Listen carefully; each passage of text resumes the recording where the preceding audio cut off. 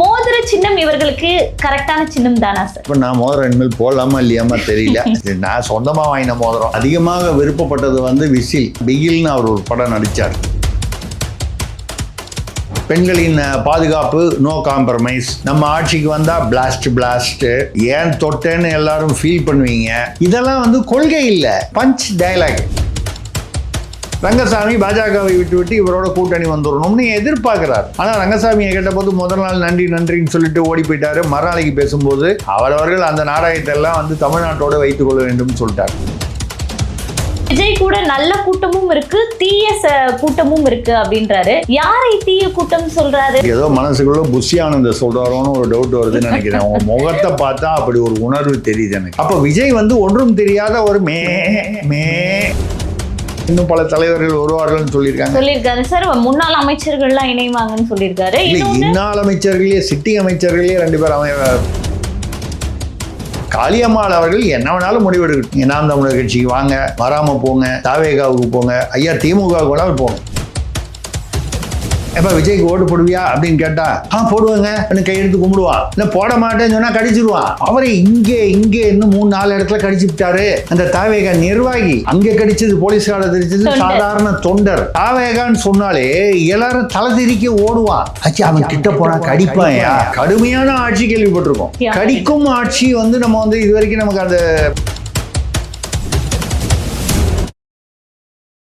கலங்கரை சொந்தங்களுக்கு அன்பு வணக்கம். கலங்கரை நிகழ்ச்சிக்கு உங்களை வரவேற்பது மகிழ்ச்சி.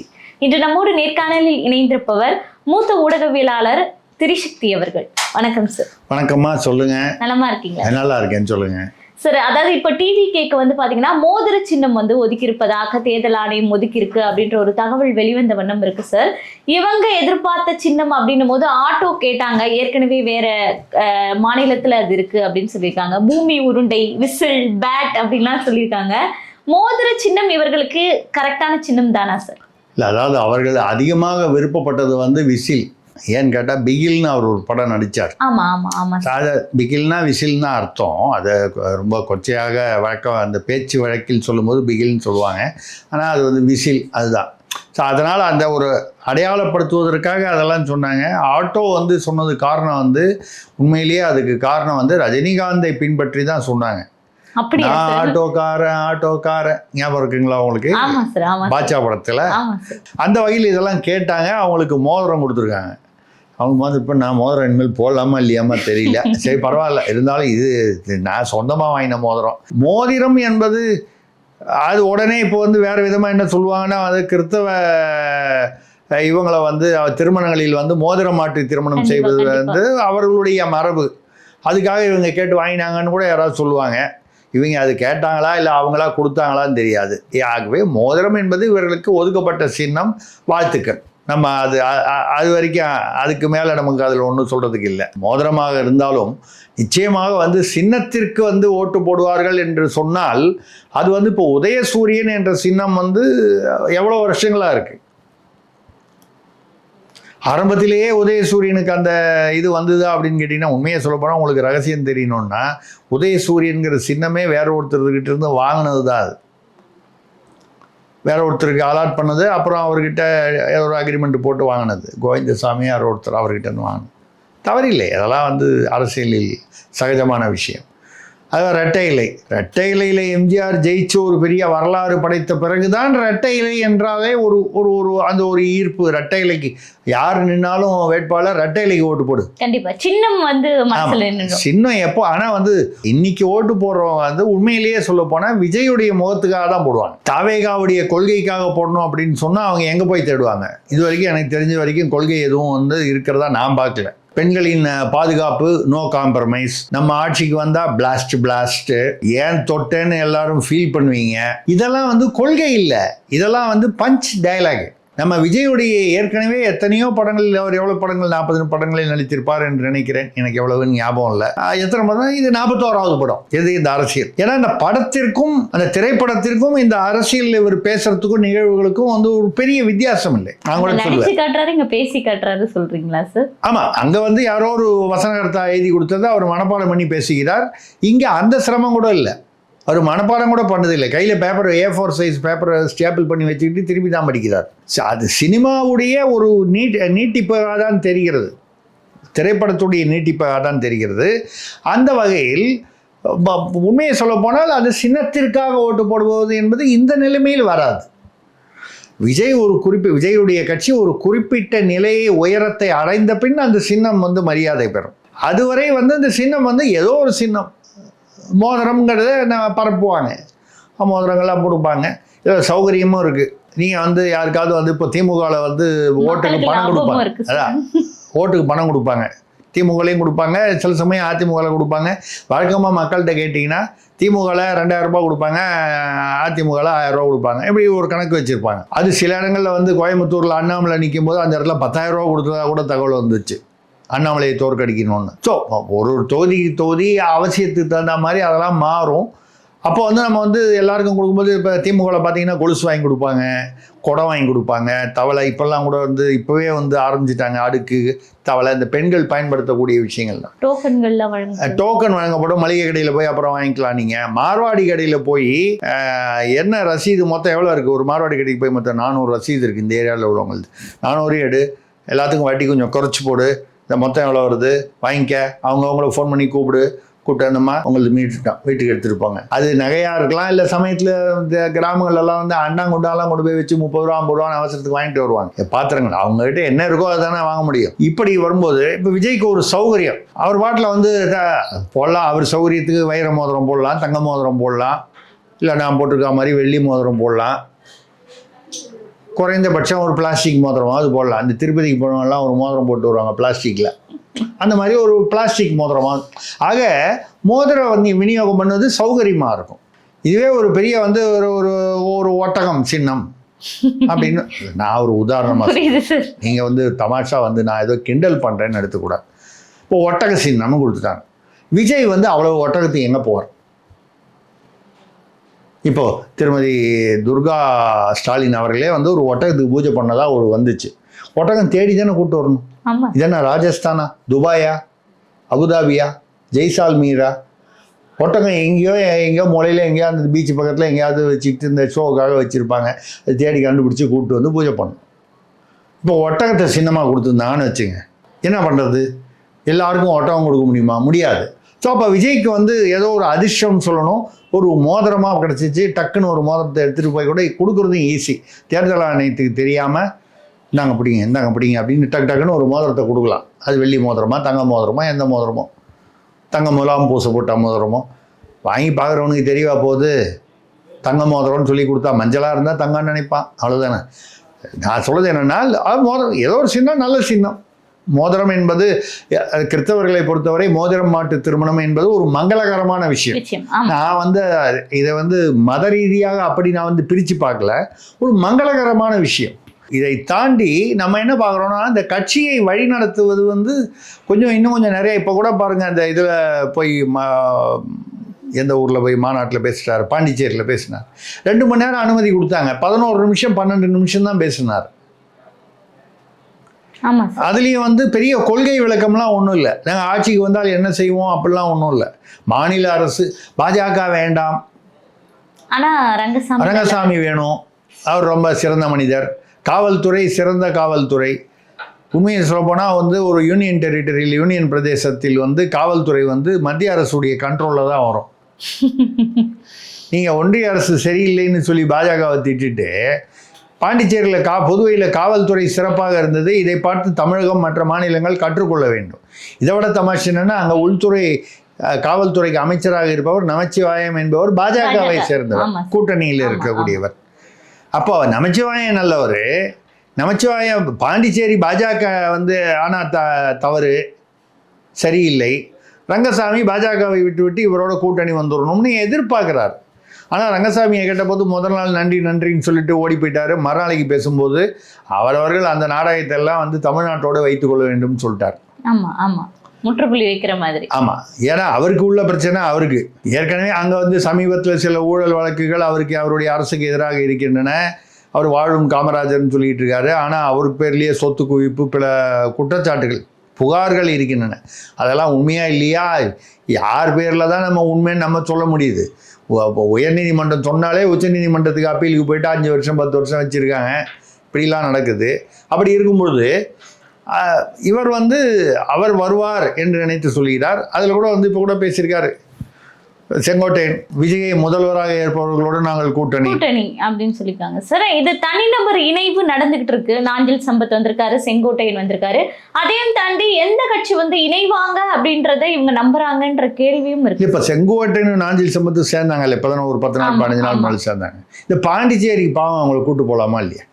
ஐயா, நீங்கள் சுவிட்சர்லாந்தில் கூட்டம் நடத்துறீங்க, ஜெர்மனியில் நடத்துறீங்க, ஆஸ்திரேலியா ரஷ்யாவில் நடத்துறீங்க, கூட்டு போகிறதுக்கு கட்டுப்படி ஆகலைன்னா பரவாயில்ல. செங்கோட்டையன் 9 தடவை எம்எல்ஏவாக இருந்திருக்கார். நாஞ்சில் சம்பத்து கிட்டத்தட்ட அநேகமாக தமிழ்நாட்டில் இருக்கிற நம்ம பதிவு பெற்ற கட்சிகளில் ஒரு முக்கால்வாசி கட்சிகளில் மாறி மாறி இருந்திருக்கார். அவரை போன்ற ஒரு அரசியல் அனுபவம் வந்து வேறு யாருக்குமே இருக்க முடியாது. ஏன்னா அவ்வளோ கட்சியில் இருந்திருக்காரு. ஒரு கட்சியில் மறுபடியும் இருந்திருக்காரு. அதாவது இப்போ இருந்துட்டு மறுபடியும் வெளியில் போயிட்டு மறுபடியும் அங்கே வருவார். அவருக்கு அந்த கதவு திறந்துருந்தால் போதும், டக்குன்னு நுழைஞ்சிடுவார் அந்த கட்சியில். அவர் ஒரு சிறந்த பேச்சாளர், அருமையான தமிழ் உணர்வு கொண்ட சுவாரஸ்யமாக நகைச்சுவையாக பேசக்கூடிய பேச்சாளர். நீங்கள் 2 பேரையும் பாண்டிச்சேரி கூட்டு போகலாமா இல்லையா? கண்டிப்பாக கூட்டு போய் மேடையில் வைக்கணுமா இல்லையா? இந்த மேடையில் வச்சாதானே பின்னால் அதிமுக இருந்தோ வேற ஒரு கட்சியில் இருந்தோ இங்கே வரக்கூடியவன். இன்றைக்கி செங்கோட்டையனுக்கு என்ன நடந்தது, நாஞ்சில் சம்பத்துக்கு என்ன நடந்ததுன்னா, பாண்டிச்சேரி இங்கேருந்து 250 கிலோமீட்டர் இதுக்கே விட்டுட்டு போயிட்டாங்க, கூட்டு போகல. இல்லை தமிழ்நாட்டிலேருந்து யாரும் வரக்கூடாதுன்னு சொல்லி போலீஸில் சொல்லிட்டாங்க. அதை ஒரிஜினல் எப்படி வந்தார்? விஜய் முதல்ல எப்படி போனார்? தமிழ்நாட்டிலேருந்து தானே போனார், சென்னையிலேருந்து தானே போனார். அவர் என்ன பாண்டிச்சேரியிலேயே கொடுத்துனா இருக்காரு? புஷி ஆனந்தே வந்து புஷி ஆனந்த் பேரை தவிர சென்னையில் தான் வீடு. ஆமாம் ஆமாம். இப்போ இவ்வளோ பேர் போகும்போது செங்கோட்டையனையும் இவரையும் மட்டும் நாஞ்சில் சம்பத்தை மட்டும் வந்து தமிழக போலீஸோ பாண்டிச்சேரி போலீஸோ நிறுத்திட போகுதா? அவர்கள் என்ன தீவிரவாதிகளா? ஏன் நிறுத்த போகுது? கூட்டு போய் மேடையில் உட்கார வச்சு மரியாதை பண்ணியிருக்கலாமா? அவங்கள பேச சொல்லியிருக்கலாமா? அவங்கள பேச சொல்லியிருந்தா நான் என்னன்னா, விஜயுடைய கட்சி வளர வேண்டும் என்ற நல்ல எண்ணத்தில் தான் சொல்கிறேன். அப்போ வந்து என்ன பண்ணியிருக்கலாம், அவங்க பேச வச்சுருந்தீங்கன்னா, ஓ செங்கோட்டையனுக்கு இவ்வளோ பாருங்கள் நல்ல மரியாதை கொடுக்குறாங்க, அங்கே போனால் இன்னும் 4 பேர் வருவானா? உங்கள் கட்சி பலப்படுமா? இப்போ வந்து ஆலோசகர்களே இல்லாமல் என்ன பேசணுன்னே தெரியல, 12 நிமிஷத்தில் பேசி முடிச்சிட்டிங்க. அதுக்கு எதுக்கு 2 மணி நேரம் அனுமதி? நீங்கள் 2 மணி நேரம் அனுமதி வாங்கினா ஒரு 40-45 நிமிஷம் பேசும். அதில் போய் வேறு வந்து அவருக்கு அது எழுதி கொடுக்குறவங்களும் தெரியல, அவருக்கும் தெரியல, எழுதி கொடுக்குறவங்களுக்கும் தெரியல. ரேஷன் கடையே இல்லாத மாநிலம். ஆனால் அமல்படுத்தி 1 வருடம் ஆகுது. இல்லை அதுக்கு முன்னாலேயே 227 ரேஷன் கடை இருக்கு பாண்டிச்சேரியில். உங்களுக்கு நான் சொல்றேன், செயல்பட்டு இருக்கு. ஆமாங்க, செயல்பாட்டில் இருக்கக்கூடிய நியாய விலை கடைகள் 227. நான் சொல்லலைங்க, கூகுளில் போட்டு பாருங்க தெரியும். பாண்டிச்சேரியில் நான் போகும்போது நியாய விலை கடைன்னு கண்ணால் போர்டு பார்த்துருக்கேன், ஏதோ 1-2 பார்த்துருக்கேன். ஆக இருக்குங்கிறது உண்மை. கூகுளில் பார்த்தீங்கன்னா 227. அப்புறம் எம்ஜிஆர் வந்து முதலாக இங்கே தான் தேர்தலில் வெற்றி பெற்றார், தவறான தகவல். 74 இல்லை அப்படின்னு சொல்கிறாரு. 72 கட்சி ஆரம்பிச்ச எம்ஜிஆர் 73 திண்டுக்கல்ல மாயத்தேவர் என்பவரை வந்து நிற்க வைத்து பாராளுமன்ற இடைத்தேர்தலில் முதல் வெற்றி அதுதான் எம்ஜிஆருடைய அதிமுக பெற்ற வெற்றி. அதுக்கப்புறம் தான் 1974 தான் வந்து புதுவையில் நிற்கிறாரு. 30 சீட்டில் 12 சீட்டு தான் ஜெயிக்குது அதிமுக.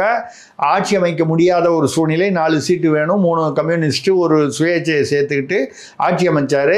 ஆனால் அந்த 3 கம்யூனிஸ்ட்டும் எனக்கு வந்து உள்துறையை கூட, அந்த துறையை கூட, இந்த துறையை கூட, இந்த துறை ரீதி அந்த பிரச்சனை, அந்த அலாட்மெண்ட் பிரச்சனையினால் 21 நாளில் ஆட்சி கவிழ்ந்து விட்டது. நம்பிக்கையில்லா தீர்மானம் கொண்டு வருவேன்னு பயமுறுத்தினாங்க. எம்ஜிஆர் என்ன சொல்லிட்டார், நம்பிக்கையில்லா தீர்மானம் வந்தால் அசிங்கமாயிடும், கவிழ்ந்துச்சுன்னா ராஜினாமா பண்ணுங்கன்னு சொல்லிட்டு அதுக்கப்புறம் ஜனாதிபதி ஆட்சி, அதுக்கு பிறகு திமுக ஆட்சி வந்ததுன்னு எனக்கு நினைவு. ஆக அந்த ஆட்சி வந்து 21 நாளில் என்னமோ கவிழ்ந்துடுச்சு. இதை யாராவது வந்து ஒப்பிட்டு முதல்ல அந்த தகவலே தவறு. திண்டுக்கல்ல முதல்ல ஜெயிச்சாருங்கிற தகவல் அவருக்கு தெரிஞ்சிருக்கணும். நம்ம அரசியலில் வர்றோம்னா அது சம்பந்தமான, இப்போ புதுச்சேரிக்கு போகிறோன்னா புதுச்சேரி சம்பந்தமான அரசியல் ரீதியான எல்லா தகவல்களையும் விஜய் அறிந்திருக்க வேண்டும். கண்டிப்பாக விஜய்க்கு நேரடியாக தெரிவதற்கு அவருக்கு நேரம் இல்லை. வேற என்ன பண்ணுறாருன்னு நமக்கு தெரியல. ஜனநாயகனும் முடிஞ்சு போச்சு, அவருக்கு வேற நேரத்தை செலவிடுறதுக்கு என்னன்னு தெரியல. சரி, உள்கட்சி நிர்வாக பிரச்சனைகள் இருக்கலாம், அதெல்லாம் அவர் பார்த்துக்கிட்டு இருக்கலாம். அதை தானே நீங்கள் கூட ஆலோசகர்கள்லாம் வச்சுருக்கீங்க கலரா. இல்லை ஒருத்தர் கூட தெரியாது. அது என்ன சொல்கிறாங்கன்னா, இந்த நியாய விலை கடை வந்து 2014-16 எலெக்ஷனில் இருக்கும்போது நியாய விலை கடைகள் இல்லை, கொண்டு வர வேண்டும்னு ஏதோ ஒரு கட்சி, திமுகவோ ஏதோ ஒரு கட்சியில் வந்து வாக்குறுதியில் இருந்திருக்கு. அதுலேருந்து எடுத்துருக்காங்க. ஏன் 2025 இருந்துட்டு 2014 உள்ள ரெக்கார்டு எடுத்து பார்த்தீங்கன்னா, இன்றைக்கி உள்ள சின்ன ஸ்கூல் போகிற பசங்களை கேட்டால் கூட லேட்டஸ்ட்டாக சாட் ஜிபிடியில் போய் பார்த்து உங்களுக்கு தெளிவாக சொல்லிடுவாங்க நீங்கள் சொல்கிற தகவல் உண்மையா இல்லையான்னு. அப்படிப்பட்ட ஒரு சூழ்நிலையில் இவர் வந்து இத்தனை ஆலோசகர்கள் இவங்கெல்லாம் வச்சுருக்காங்க. இப்போ கூட அவருடனே இருந்த ரொம்ப வருடங்கள் பயணித்த மேலாளர் PT செல்வகுமார் அவரை வச்சு அவரை தயாரிப்பாளராக காண்பித்து, வழக்கமாக அந்த பெரிய ஹீரோக்கள்லாம் என்ன பண்ணுவாங்க, மேக்கப் மேனேஜரு, டிரைவரு, இவங்க பேரில் தயாரிப்பாளருங்க வைப்பாங்க. எங்கெங்க அவங்கெல்லாம் காசு போட்டு தயாரிப்பாங்க, இவங்க பினாமியாக அவங்கள வச்சு தயாரிப்பாங்க. அது இவர் மட்டும் இல்லை, எல்லா நடிகர்களும் முன்னாலேருந்து இவருக்கு முன்னாலேருந்தே நடக்கிற விஷயம். அப்படிப்பட்டவர் கூடவே இருந்தவர் திமுகவில் வந்து ஜாயின் பண்ணிட்டாரு சார். அதுவும் அவர் சொன்ன விஷயங்கள் தான் சார் பார்க்க வேண்டியதாக இருக்குது. என்னன்னா, நான் விஜய் கூடயே இருந்துட்டு வந்தேன், ஆனாலும் இப்போ வந்து புதிதாக வந்தவர்களால் நான் விலக வேண்டிய சூழ்நிலை ஏற்பட்டது. இன்னொன்று, விஜய் கூட நல்ல கூட்டமும் இருக்கு, தீய கூட்டமும் இருக்கு அப்படின்றாரு. யாரை தீய கூட்டம் சொல்றாரு அப்படின்ற ஒரு பெரும்பான்மையான கேள்வி. உங்களுக்கு ஏதோ மனசுக்குள்ள புஷி ஆனந்த சொல்றாரோன்னு ஒரு டவுட் வருதுன்னு நினைக்கிறேன். உங்க முகத்தை பார்த்தா அப்படி ஒரு உணர்வு தெரியுது எனக்கு தெரியல யாருன்னு எனக்கும் தெரியல. எல்லாருக்குமே அந்த டவுட் இருக்கு. இல்லை, நிறைய பேருக்கு அந்த டவுட் இருக்கு. அந்த கட்சிக்குள்ளேயே அந்த டவுட் இருக்கு. அந்த கட்சியுடைய அடுத்த கட்ட நிர்வாகிகளுக்கு நடுவுலயே அந்த மாதிரி ஒரு பேர் இருக்கு. ஆமாம், அவர் வந்து புஷி ஆனந்தை பெரிய தலைவலியாக கருதுபவர்கள் இருக்கிறார்கள். அவருக்கு ஜானவரகிசாமிக்கும் ஆகாதான், அவருக்கும் நிர்மல்குமாருக்கும் ஆகாதான், ஆதவுக்கும் ஆகாதான், அவருக்கும் அருண்ராஜுக்கும் ஆகாதான். புஷி ஆனந்த் அவர்களுடைய வீட்டில் தான் போய் கேட்கணும், எப்படிங்க நீங்கள் தாக்கு பிடிக்கிறீங்கன்னு கேட்கணும். தெரியல நமக்கு, அது அவருடைய குடும்ப விஷயம். நான் என்ன சொல்கிறேன்னா, யாரை கெட்டவர்கள் புதிதாக வந்து சேர்ந்தவர்கள்னா செங்கோட்டை என்ன சொல்கிறாரா, இல்லை ஒரு கால் நாஞ்சில் சம்பத்தை சொல்கிறாரா, இல்லை புதிதாக அப்படின்னு சொன்னால் விஜய் இவ்வளோ வருஷத்தில் இருந்தபோது கட்சி இந்த இயக்கம் ஆரம்பிச்சதுக்கு அப்புறம் தானே புஷி ஆனந்த் வந்தார். ஆதவர்ஜுனா அதுக்கப்புறம் விசிகா இங்கெல்லாம் ஒரு ரவுண்ட் அடிச்சுட்டு திமுகலேருந்து ஆரம்பித்து ஒரு ரவுண்ட் அடித்து அங்கே வந்து சேர்ந்தார் ஃபைனலாக. அப்புறம் அருண்ராஜா அவர் வந்து IRS பதவியை ரிசைன் பண்ணிட்டு வந்தார். ஜானவரோகியசாமி மகாராஷ்டிராவில் ஏதோ அந்த தேர்தல் ஆலோசகரெல்லாம் இருந்துட்டு வந்தார்.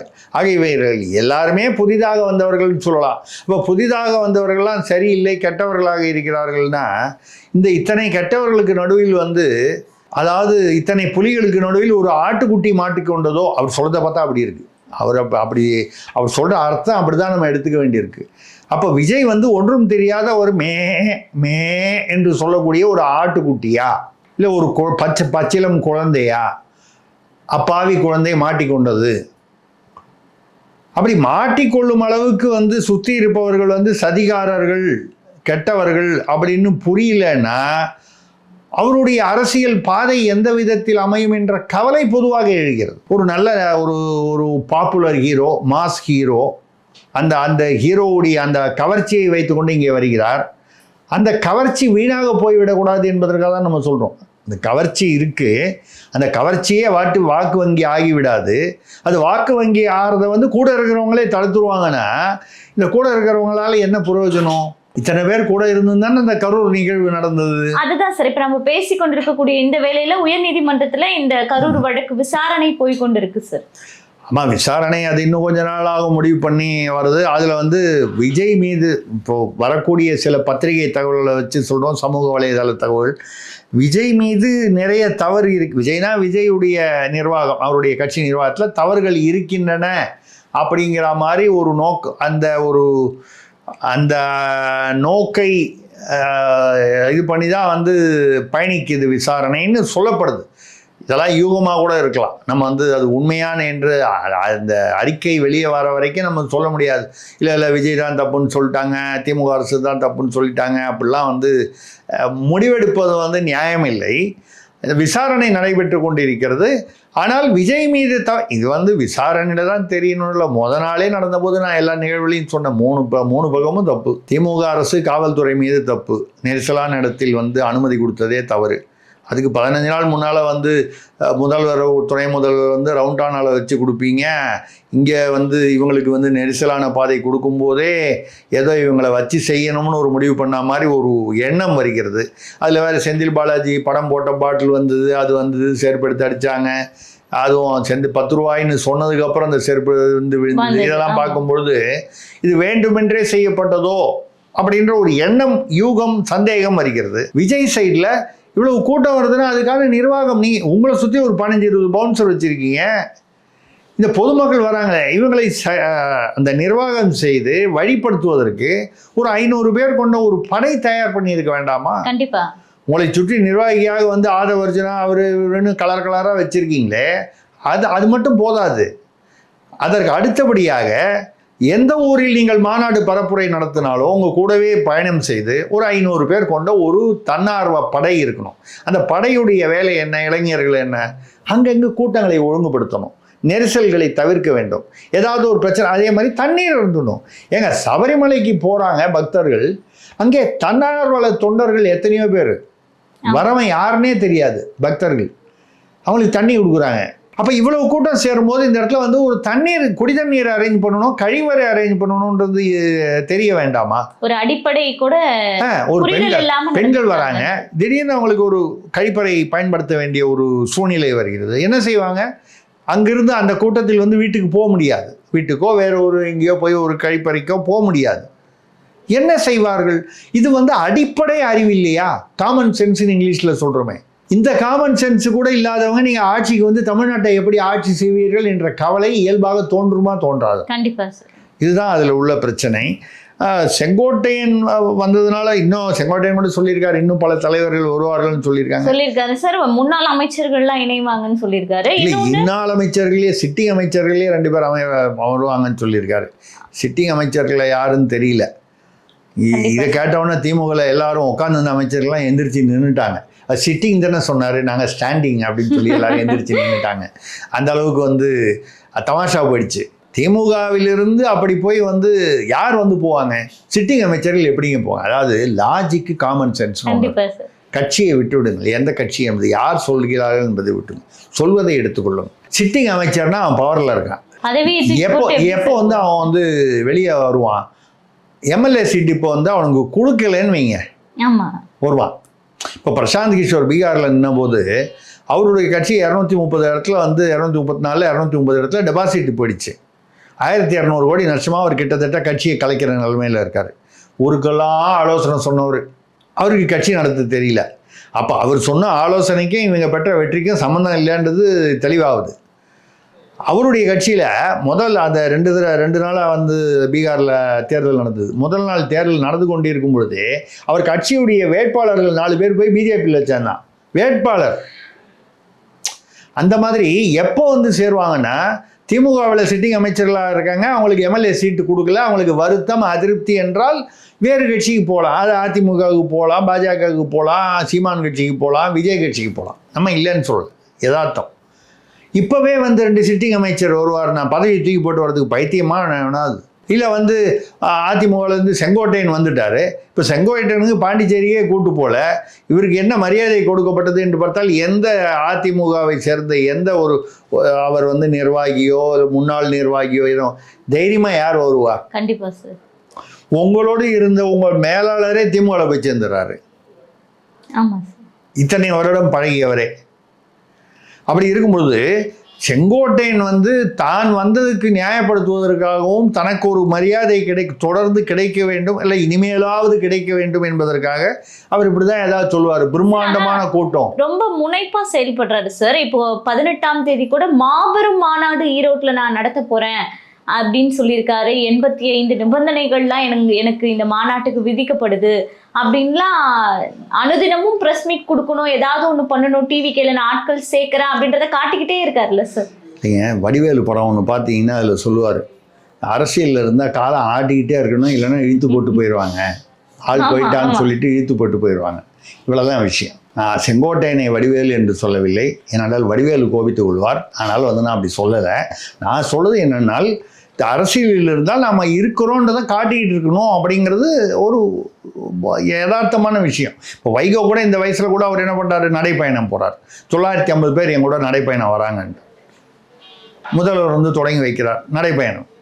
அது அவருடைய இருப்பை காட்டிக்கொள்வதற்காக. நம்ம வந்து இது சரி தவறுன்னு சொல்வது. அதனால் வந்து இப்போ இவர் நடைப்பயணம் போனதுனால அப்படி நடைப்பயணம் போயிருந்தா எனக்கு தெரிஞ்சு வந்து பூமியை வந்து 3 முறை சுற்றி வந்த ஒரு நடைப்பயணம் போன ராகுல் காந்தி வந்து எவ்வளோ வெற்றி பெற்றிருக்கணும் அவர்.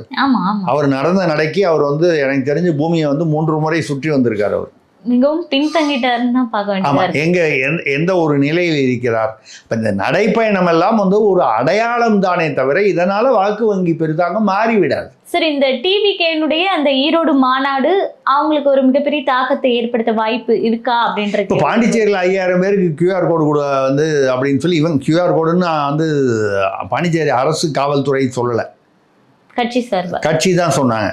5000 பேர் வரல, 3000 பேர் கிட்ட வந்திருக்காங்க. ஒரு 1500 பேர் QR கோடு இல்லாமல் விடுங்கன்னு சொல்லி அந்த ஈஷா சிங் என்ற அந்த பெண் அதிகாரி வந்து வாக்குவாதம் செய்தார். அதெல்லாம் வெளியே வந்துருச்சு. அதுக்கப்புறம் வந்து நீங்கள் வந்து மாட்டுக்கு ஒரு QR கோடை மாட்டி அது உள்ள கொண்டு, இது என்ன ஒரு இம்மெச்சூர்னு இங்கிலீஷில் சொல்லுவாங்க, முதிர்ச்சியற்ற செயல். அதே மாதிரி ஒரு ஈரோட்லேயே எங்கேயோ ஒரு தொண்டை கையை போலீஸ்கார கை யாராவது கடிப்பாங்களா? ஒரு பெரிய ரவுடி வந்து ஒரு போலீஸ்காரனை வெட்டுறான்னா அது வேற. அது வந்து அந்த ரவுடி அவன் போலீஸ்காரனாக இருந்தாலும் கவலைப்படாமல் இருக்கான் அப்படிங்கிறதெல்லாம் வந்து அது வேறு. ஒரு சாதாரண தொண்டர் போலீஸ்காரன் கையை பிடிச்சி, அது மட்டும் இல்லை, இப்போ தான் காலையில் பார்த்தேன், தாவேகா நிர்வாகி யாரோ ஏதோ அடிமட்ட நிர்வாகி, அவரை கூப்பிட்டு உட்கார வச்சு பேசுகிறாங்க. உங்கள் இதில் ஒருத்தர் வந்து அந்த நெறியாளர் வந்து இந்த மாதிரி யாரோ ஒருத்தர் கடிச்சிட்டாரு. ஆமாம் கடிச்சிட்டாரு, ஆனால் என்னென்ன ஏதோ அது மாதிரி ஏதோ ஒரு வாக்குவாதத்தில் இவர் ஏதோ சொல்ல போக, இல்லை உங்கள் தலைவரும் இப்படி தான் முதிர்ச்சியற்று இருப்பாரா அப்படி தானே அர்த்தம். இந்த நெறியாளர் அப்படி தான் கேட்பாங்க, கேள்வி கேட்குறது அப்படி தான் கேட்பாங்க. அப்போது உங்கள் தொண்டர் இப்படி இருக்காருன்னா அப்போ தலைவருமே அப்படி தான் முதிர்ச்சி இல்லாமல் இருக்காருன்னு தானே அர்த்தம் அப்படிங்கிற மாதிரி ஏதோ ஒரு, அதாவது விஜயை குறை சொல்லி அவர் வந்து கேள்வி கேட்குறார். இவர் உடனே வந்து கோவப்பட்டு இவர் தரப்படான்னு கீழே உள்ளலாம் தள்ளி கிள்ளி கொஞ்ச நேரத்தில் என்ன பண்ணார், எந்திரிச்சு இந்த வாக்குவாதம், அவர் ஏதோ பதிலுக்கு வாக்குவாதம் செய்கிறார். எந்திரிச்சு போய் அவரை இங்கே இன்னும் 3-4 இடத்துல கடிச்சு விட்டாரு. யாரு? அந்த தாவேகா நிர்வாகி. அங்கே கடிச்சது போலீஸ்கார தெரிச்சது சாதாரண தொண்டர். இவர் வந்து நிர்வாகி. எனக்கு நிர்வாகியாக இருப்பதால கூப்பிட்டு உட்கார வச்சு பேட்டி எடுக்கிறாங்க. அப்போ பேட்டி எடுக்கிறவர் அங்கே போய் வந்து அந்த நெறியாளரை வந்து முகத்திலும் கையிலும் தோளிலும் மாறி மாறி 4-5 இடத்துல கடிச்சு, கேமராமேன் யாரும் கடிக்க மாட்டாங்களா நீங்கள் பார்த்துங்க, அவர் கேமராமேன் சொல்லிடுவோம், நம்ம எதுக்கும் ஒரு வார்த்தை சொல்லிடுவோம். வந்து என்னென்னா கேமராமேன் ஓடி வந்து இவர்களை பிரித்து விட்டு அவரை காப்பாற்றுகிறார். யார்? நெறியாளரை. அவர் அங்கங்கே எங்கெங்கெல்லாம் கடிச்சிருக்குன்னு தலைவி பார்த்துக்கிட்டு இருக்காரு. இது எந்த விதமான அரசியல் முதிர்ச்சி? இதை பார்க்கும் பொதுமக்கள், நீங்கள் உங்கள் தொண்டர்களை விட்டுருங்க, உங்களுடைய ரசிகர்களை விட்டுருங்க, அந்த ரசிகர்களை வைத்துக்கொண்டு உங்களுக்கு 10% ஓட்டு வரும்னு வச்சுக்கோம். சுமாராக ஒரு 10%. 10ன்றது நான் சொல்கிறது மின்னையாக இருக்கலாம், பெண்ணையாக இருக்கலாம். பொதுமக்களில் வந்து விஜய் மீது நம்பிக்கை வர வேண்டும் என்றால் இதெல்லாம் வந்து அவநம்பிக்கையை அதிகப்படுத்தக்கூடிய ஒரு விவகாரம் தானே. ஒரு தொண்டருக்கும் தெரியல, நிர்வாகிக்கும் தெரியல. இனிமேல் வந்து தாவேகான்னு சொன்னாலே எல்லாரும் தலை திரிக்க ஓடுவான். ஆச்சு அவன் கிட்ட போனா கடிப்பாயா? சரி, இப்போ சென்சி கூட்டம்ன்றது ஜாம்பி கூட்டம். ஐயோ கிட்ட போனா கடிச்சிருவாங்க. அவங்ககிட்ட போய் வந்து எப்ப விஜய்க்கு ஓட்டு போடுவியா அப்படின்னு கேட்டா, போடுவாங்க கையெடுத்து கும்பிடுவான். இல்லை போட மாட்டேன்னு சொன்னால் கடிச்சிருவான். இது எப்படிப்பட்ட ஒரு ஒரு இழிநிலை, மோசமான நிலை. பேசுவதற்கு நகைச்சுவையாக இருக்கே தவிர உண்மையிலேயே சோகமான நிலை. விஜய் வந்து ஏதோ ஒரு 5 வருஷம் 10 வருஷம் முன்னாலேயே அரசியலுக்கு வந்துட்டாரு. இன்னும் கொஞ்சம் அவர் வந்து நிதானமாக வந்து இதெல்லாம் நிர்வாகத்தெல்லாம் சரி பண்ணிக்கிட்டு அதுக்கப்புறம் 2031 வந்திருக்கலாம் அப்படிங்கிறது என்னுடைய தெளிவான கருத்து. நான் விஜய் வரக்கூடாது என்று சொல்லுவேன். ஐயா நீங்கள் முதல்வராக வரீங்க, பட் எனக்கு பயமாக இருக்குது. தப்பி தவறி ஏதோ ஒரு இதில் வந்து விஜய் முதல்வர் ஆகிட்டாருன்னு வைங்க, அதுக்கப்புறம் நம்ம ரோட்டில் போகிறோம், டிராஃபிக்கில் வந்து நம்ம ஏதோ கவனிக்காமல், ரெட் சிக்னல் கவனிக்காமல் நம்ம வண்டி முன்னால் போயிடுச்சு, டக்குன்னு வர போலீஸ்காரர் நம்மளை கடிச்சாருன்னு வைங்க. இந்த கடி ஆட்சி வந்து நம்ம வந்து கடி ஆட்சி என்பது இதுவரை கடுமையான ஆட்சி கேள்விப்பட்டிருக்கோம், கொடூரமான ஆட்சி கேள்விப்பட்டிருக்கோம். கடிக்கும் ஆட்சி வந்து நம்ம வந்து இது வரைக்கும் நமக்கு அந்த பழக்கம் இல்லை, அனுபவம் இல்லை நமக்கு. இவங்க எல்லாரும் எதுக்கு எடுத்தாலும் கடிப்பாங்க அப்படின்னு சொன்னால், ஏன்னா இதுக்கப்புறம் வந்து எல்லா ஆஸ்பத்திரிலையும் வந்து இந்த ரேபிஸ் இன்ஜெக்ஷன் வாங்கி வச்சுக்கணும், வீட்லேயே கூட ஃபார்மசிலலாம் வாங்கி வச்சுக்கணும்.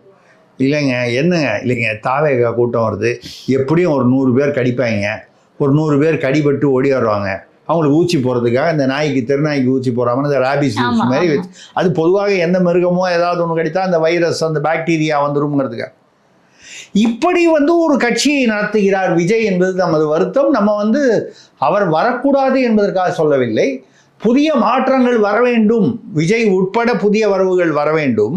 ஆனால் வருபவர்கள் அந்த முதிர்ச்சி இருக்க வேண்டும். கண்டிப்பா சார், அரசியல் முதிர்ச்சி இருக்க வேண்டும். கண்டிப்பா சார். இப்ப காளியம்மாள் இன்னைக்கு பேட்டி கொடுத்திருக்காங்க. அவங்க சொன்ன விஷயம் நெறியாளர் கேட்குறாங்க, அதாவது நீங்கள் சட்டமன்ற தேர்தலில் போட்டியிட வாய்ப்பு இருக்கான்னு கேட்டதுக்கு கண்டிப்பாக நான் ஒரு கேண்டிடேட்டாக போட்டியிடுவேன் அப்படின்ற உறுதி சொல்லியிருக்காங்க. டிவிகேல இணைய போறீங்கன்ற செய்திகளும் வருது. டிவிகேல வேட்பாளராக போட்டிடுறீங்களா அப்படின்னு கேட்டதுக்கு சாதகமான சூழல்லாம் நீங்கள் சொல்றீங்க, ஆனால் என்னுடைய முடிவை ஒரு நாள் அறிவிப்பேன் அப்படின்னு சொல்லியிருக்காங்க. இந்த பதில் மூலயமாவே அவங்க டிவிகேல இணைய போறாங்களா அப்படின்ற கேள்வி அதிகமாயிருக்கு சார். அதாவது இது ஒரு பெரிய விஷயம் இல்லை. காளியம்மாள் அவர்கள் ஒரு நல்ல பேச்சாளர். ஏன்னா நாம் தமிழர் கட்சியை சேர்ந்தவர். நான் அவர்களை வேறு ஒரு நிகழ்வின் போது அடிக்கடி சந்திக்கக்கூடிய வாய்ப்பு கிடைத்தது. அந்த சமயத்தில் ஒரு 2 நிமிடங்கள் நான் இதே மாதிரி நிகழ்விற்காக போகும்போது அவங்க தான் காத்திருப்பாங்க, இல்லை பின்னால் வருவாங்க. அப்போ பேசக்கூடிய வாய்ப்பு கிடைத்ததுனால நான் அவர்கள் பேசுவதையும் நான் அந்த நிகழ்வில் கவனித்திருக்கிறேன். விவரம் தெரிந்து பேசக்கூடியவர், நல்ல பேச்சாளர், பேச்சை அழுத்தம் திருத்தமாக நல்ல தமிழ் வளமும் கொண்டவர், மீனவ சமுதாயத்தை சேர்ந்தவர், அந்த டெல்டா பகுதியில் மயிலாடுதுறை பகுதியில் உள்ளவர். அதெல்லாம் விவரங்கள்லாம் எதையும் புள்ளி விவரங்களை சரியாக தெரிந்து கொண்டு பேசுபவர். அந்த வகையில் என்னுடைய பாராட்டுகள். அதை தாண்டி அவர்கள் தாவேகாவில் சேருவேனா மாட்டேனா, ஒரு நாளைக்கு சொல்லுவேன், நாளைக்கு சொல்லுவேன், நாளைக்கு சொல்லுவேன், நீங்கள் என்றைக்கு வேணாலும் சொல்லுங்கள், ஏதோ ஒரு முடிவு எடுங்க. மறுபடியும் நாம் தமிழருக்கு வராங்கன்னு சில பேர் பேசுகிறாங்க, இல்லை தாவேகாவுக்கு போகிறாங்கன்னு சொல்கிறாங்க, பேசிக்கிட்டு இருக்காங்க. எது வேணாலும் செய்யுங்க, ஒரு முடிவு எடுங்க. தாவேகா தான் என்று முடிவு செய்து விட்டால் அதை உடனே சொல்லிவிட வேண்டியது தானே. காலாகாலத்துக்கு போனால் அங்கே அட்லீஸ்ட் இந்த பஸ்ஸில் ஏறும்போது அந்த கட்சிக்கு போட்டு வைப்பாங்க, ஒரு சீட்டுக்கு போட்டு வைக்கலாம்ல ஒரு தொகுதிக்கு. அப்படி அதாவது செய்யலாம் இல்லையா? இப்போ ஓபிஎஸ் அவருடைய நிலைமையிலேயே புதிய கட்சி ஆரம்பிக்க போகிறேன்னாரு, அப்புறம் இல்லைன்றாரு. இப்போ அவர் சேர்த்துப்பாங்கன்றாரு. எடப்பாடி யாரையும் நாங்கள் சேர்த்துக்க முடியாதுங்கிறாரு. ஆமாம், நான் மட்டும் ஓபிஎஸ் இருந்தானே எல்லாத்தையும் வேணான்னு யாரை கட்டிட்டு ஊரில் போய் விவசாயம் பார்ப்பேன். நிம்மதியாக இருக்கும், எந்த தொல்லையும் இல்லாமல் விவசாயம் பார்க்கலாம், யாரும் டிஸ்டர்ப் பண்ண மாட்டாங்க. எதுக்காக? எல்லாருக்கும் அரசியல்வாதிகளுக்கு என்ன பிரச்சனைனா, ஆட்சியில் இருக்கும்போது நிர்வாகத்தில் இருக்கும்போது சம்பாதிச்சிடுறாங்க. இந்த சம்பாதிச்ச பணத்தை பத்திரமா பாதுகாக்கணும்னா அவங்களுக்கு அந்த அரசியல் தேவைப்படுது. இல்லைன்னா அரசியல் இல்லாமல் நம்ம தனியாக இருந்தோம்னா இருக்கிறதெல்லாம் பிடிங்கிட்டு போயிடுவாங்களோன்னு. கண்டிப்பாக. ஆனால் என்ன எல்லாருக்கும் புரிஞ்சுக்க வேண்டிய விஷயம்னா, வரும்போது நம்ம இந்த பூமிக்கு வரும்போது எதை கொண்டு வந்தோம், எதை கொண்டு செல்ல போகிறோம், எவ்வளோ சேர்த்து என்ன பண்ண போகிறீங்க. 10 வருஷத்துக்கு முன்னால் 6 இட்லி சாப்பிட்டு இருந்த ஆள்லாம் இன்றைக்கி 3 இட்லி தான் சாப்பிட முடியுது. இது இயற்கையின் நியதி, இவ்வளோதான் முடியுது. அன்றைக்கி ஜீரணமானால் இன்றைக்கி ஆக மாட்டேங்குது. இதை புரிந்து கொண்டு வாழ்க்கையை அதற்கேற்றாற்போல் கொண்டு போனால் அது சரியாக இருக்கும். நமக்கு மறுபடியும் எனக்கு முதல்வர் ஆகணும்னு ஆசை, அதாகணும் ஆசை, இதாகணும்னு ஆசைன்னா அது இப்படி தான் வரும். அந்த வகையில் நாம் என்ன சொல்கிறோன்னா, காளியம்மாள் அவர்கள் என்ன வேணாலும் முடிவெடுக்கட்டும், அது அவர்களுடைய சுய விருப்பம். ஆனால் ஏதாவது ஒரு முடிவை சுறுசுறுப்பாக உரிய தக்க சமயத்தில் எடுத்து முடிவு செய்யுங்க.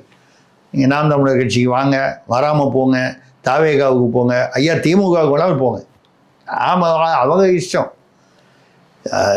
செங்கோட்டையன் தாவேகாவுக்கு போகலாம், செல்வகுமார் திமுகவுக்கு வரலாம், மனோஜ் பாண்டியன் திமுக ஓபிஎஸோட கூட இருந்தவர், மருது அழகராஜ் போன்றவர்கள் திமுகவுக்கு வரலாம். மருது அழகராஜெலாம் பார்த்தீங்கன்னா நமது எம்ஜிஆர் பத்திரிகையில் ஆசிரியராக இருந்தபோது அவர் எழுதி கிழித்தார் திமுக ஆட்சியை. இன்றைக்கி திமுக ஆட்சியை தூக்கி பிடிக்க வேண்டிய ஒரு சூழ்நிலையில் இருக்கிறார். இது ஒன்றும் புதுசு இல்லை. வைகோ இல்லையா, மற்றவர்கள் இல்லையா, தூற்றியவர்கள் எல்லாம் இன்று போற்றுபவர்களாக ஆகவில்லையா? அது அந்த மாதிரி இதெல்லாம் அரசியலில் நீங்கள் அரசியல் என்றாலே அது இப்படித்தான், இவர்கள் வேஷம் போடுபவர்கள், நிலைமைக்கு ஏற்ற மாதிரி அவர்களுடைய லாபத்திற்கு ஏற்ற மாதிரி மாற்றிக்கொள்பவர்கள் அப்படிங்கிறத மக்கள் உணர்ந்து இருக்கிறார்கள். அதனால் காளியம்மாள் மட்டும் அதுக்கு விதிவிலக்கு இல்லை. நீங்கள் ஒன்று இங்கே சேருங்க, இல்லை அங்கே போங்க, எதையாவது ஒன்று அறிவிச்சிருங்க. இப்போவே உங்களுக்கு டைம் இருக்குது, போய் அங்கே போய் வேலை செய்யுங்க. தாவேகாவுக்கு போகிறீங்களா, போய் இணைஞ்சிருங்க, இணைஞ்சிட்டு வேலை பண்ணுங்கள். இதை தாவேகளை தான் அது வந்து எனக்கு தமிழக வெற்றி கழகம்னு வச்சதுக்கு போல தமாஷ் வெற்றி கழகம்னு வச்சிருக்கலாம் அவங்களுக்கு. திடீர்னு அன்றைக்கி பார்க்குறேன், போன வாரம் அவர் முன்னால் இணையிறாங்களாம். யார்? விஜய் முன்னால். அவர் பெரிய கட் அவுட்டு, ஒரு கை நீட்டிட்டு இப்படி நிற்கிற மாதிரி ஒரு கட் அவுட்டு.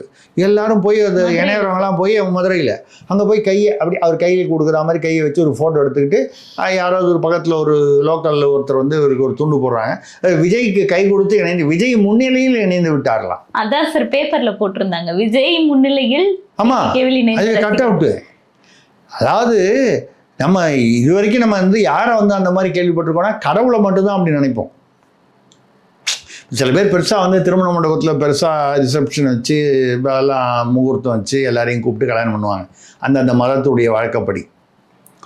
சில பேர் வந்து ரொம்ப வசதி இல்லாததோ இல்லை வேறு சூழ்நிலை காரணமாகவோ ஒரு சிம்பிளாக போய் ஒரு கோயிலில் போய் இல்லை ஒரு சின்ன ஒரு சாதாரண ஒரு பிள்ளையார் கோயிலாக இருக்கும், அம்மன் கோயிலாக இருக்கும், அதுக்கு எதிரில் போய் நம்ம ஒரு மாலை மாற்றிக்கிட்டேன், அம்மனுக்கு முன்னால் மாலை மாற்றிக்கிட்டேன்.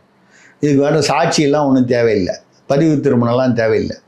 இது நமக்குள்ளே வந்து ஒரு உனக்கு நான் கணவன் எனக்கு நீ மனைவி என்று ஒருவருக்கொருவர் நாம் புரிந்து கொள்கிறோம், ஒரு அடையாளம். இதெல்லாம் வந்து இயல்பான வாழ்க்கை. இது மாதிரி நம்ம கேள்விப்பட்டது வந்து கடவுளுக்கு முன்னால் போய் மாற்றிப்பாங்கன்னு கேள்விப்பட்டோம். இது கட் அவுட்டுக்கு முன்னால் போய் மாற்றிப்பாங்கன்றது வாழ்க்கையில் இது வரைக்கும் நம்ம அரசியலில் கேள்விப்பட்டதில்லை. இந்தியாவிலேயே அநேகமாக இங்கே தான் முதல் தடவை. சார் நான் பீச்சில் தான் சார் நிறைய கட் அவுட் பார்த்துருக்கேன். எல்லா ஹீரோஸும் இருப்பாங்க, கூட நின்று ஃபோட்டோ எடுத்துப்பாங்க. இல்லை, அது வந்து ஃபோட்டோ எடுத்துக்கிறதாவது அந்த அது கட் அவுட்னு தெரிஞ்சு ஃபோட்டோ எடுத்துக்கிறான். இவன் விஜய் முன்னிலையில் இணைகிறாராம்.